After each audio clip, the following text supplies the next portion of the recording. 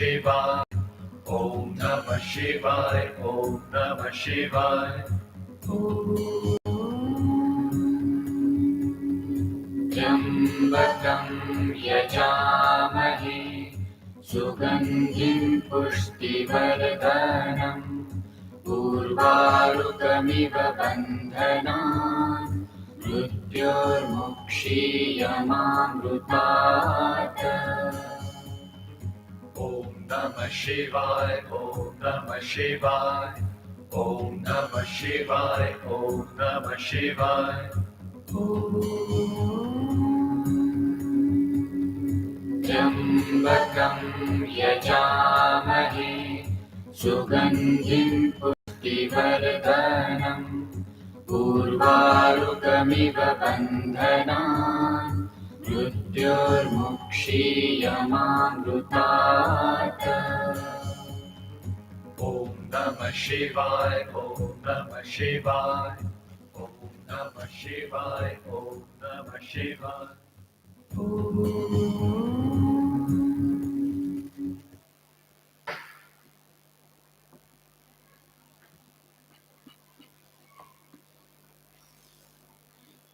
Good evening. Today we shall say different prayer. Please see page number 10 in your prayer book.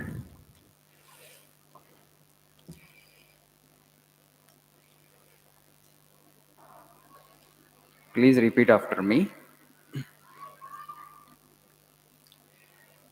Sarvastharatu durgani sarvo bhadrani pashyatu sarvah sadbuddhimapnotu sarvah sarvatra nandatu sarve bhavantu sukhinah sarve santu niramaya sarve bhadrani pashyantu ma kaschid dukkha bhag bhavet durjana sajjano bhuyat sajjana shanti mapnuyat shanto muchyeta bandhebhyo muktaschanyan vimochayet. Now let us see the meaning of the prayer. It is given on page number 11. Sarvastaratu durgani, may all overcome impediments, may all overcome obstacles, hurdles. Sarve bhadrani pashyatu, may all see the auspicious, what is good. Sarva sadbuddhim apnotu, may all attain wisdom, sadbuddhi. Sarva sarvatra nandatu, may all exult everywhere. Sarve bhavantu sukhinah, may all be happy. Sarve santu niramaya, may all be free from disease. Sarve bhadrani pashyantu, may all see what is good and auspicious. Ma kaschit dukkha bhag bhavet, may none be subjected to misery and suffering. Durjanah sajjano bhuyat, may all bad people, wicked people may become good. Sajjanah shanti mapniyot, may good people attain peace. Only good people will attain peace. Shanto muchyeta bandhebhyo, those people who have attained peace may become liberated. Muktascha anyan vimochayet, and those who have become liberated may help others to get liberated. So that is the meaning of the prayer, the universal prayer. Sarve bhavantu sukhinah, we have been chanting from almost childhood, but you have to chant with full awareness of the meaning of the prayer. So as Swamiji said, expansion is life, contraction is death. So if you say prayers like this, what happens? Your consciousness expands. You help yourself. Most of the times we pray only for ourselves. My family should be good, I should be good, I should get this, I should get that. When we go to God, do we ever pray for the entire mankind? Sarve bhavantu sukhinaha, all be happy. To say that from the bottom of the heart, okay, what happens every day if you keep saying this prayer? Your unselfishness will go away. You'll become more and more The selfishness will go away. You will become more and more unselfish. Unselfishness is God, Vivekananda says. That is the definition he gives for God. The more unselfish you become, the more closer you are coming to God. So that means you are divine. You will become divine and your spiritual consciousness will get awakened. You will feel that power and peace from within. The more the unselfish prayers you say, the more expansion takes place in your heart. Then you come closer to God. As you come closer to God, your strength and energy also will proportionately increase. Negative energy in your mind will come down. You just try. Today you go to your home and before you sleep, try to say this prayer and you will find how difficult it is. Okay? It's always easy to pray for ourselves, but to pray for others, it's not easy. How much of a selfish instinct we have deep within us, you understand only when you make an attempt. That's why Swamiji says, even contemplation of doing good of others to others, just thinking of the welfare of others, that itself actually brings a lot of joy. He says. Even the least good done for others awakens the spirit within and instills in the heart the strength of a lion. That is the only difference between man and God. See, human being is a curious mixture of devil, man, and God, Swamiji says, defining human being. There are three in this species. There is devil, there is actually human, and there is also God. Okay? If you don't make conscious effort to manifest God, the opposite will happen. Okay? Devil will manifest. Man tends to become more selfish. That means he is actually behaving like a devil or acting like a devil. The opposite of it is to become unselfish. So these prayers only when you have little unselfishness in your heart you can say, otherwise you can't. So try make an experiment how much of selfishness is there in your heart. Okay, you can put that to a test. Hmm? How self-centered I am, how broad-minded I am, how generous I am.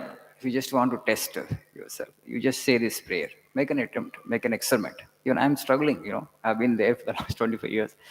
I say that every day I must say a prayer. My prayer must be a passionate prayer, an intense prayer. Okay, everybody should be happy. Everybody should be live in peace. May none be subjected to misery. May none contract disease. These unselfish prayers will definitely help us expand our consciousness and make us more pure from within. And it will help us to achieve greater concentration. A highly selfish individual cannot concentrate his mind on anything. Right? To attain peace, to have concentration, to have knowledge, this unselfish prayers everybody must say every day. So there is this war going on the other part of the world. I've already told you the huge displacement of human beings has taken place. Nearly 3 million people, a little more than that, 30 lakh people have left their country and living in another country as refugees. You just place yourself in their position for some time. Let us enter into their shoes and experience their pain and suffering for a few minutes. Then an unselfish prayer will come out of us. We cannot help them, we cannot go to that geography, that part of the country and physically help them. But you can help. How?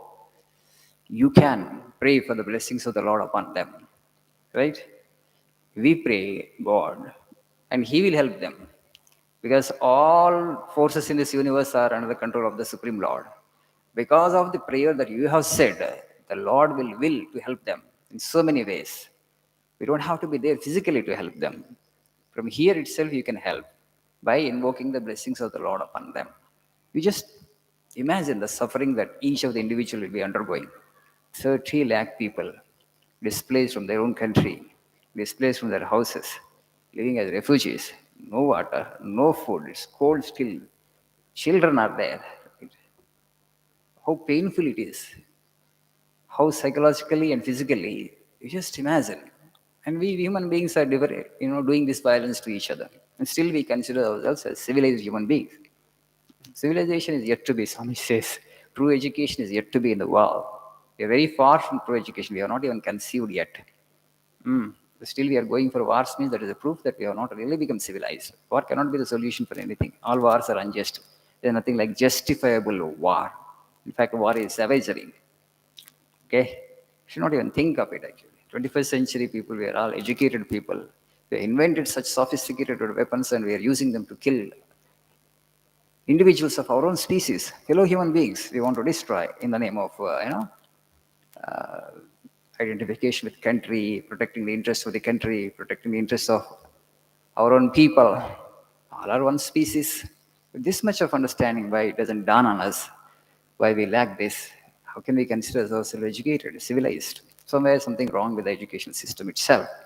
So that's why the objective of education should be to help man expand his consciousness. You have to expand your consciousness to such an extent that you must identify with every life in the world, right? So that is actually true education, like Buddha, like Christ, how much of compassion they had, how much of kindness they had. That should be the goal. If this goal is placed before the child, when the child is still in school and primary level, slowly, these people are made their role models, ideal people to be followed and emulated. A great consciousness will evolve. Human consciousness will evolve, and every human being will become a fully blossomed individual. That's how a perfect humanity can be created. Whether it will happen tomorrow or day after tomorrow or how many years it will take, it may take centuries, but it doesn't matter. That should be your goal. There should be an objective. You can't just think that it's an utopian idea. You have to take that idea seriously and we have to put that into practice. Then only a great civilization can be had. Okay? Thank you. Nice evening.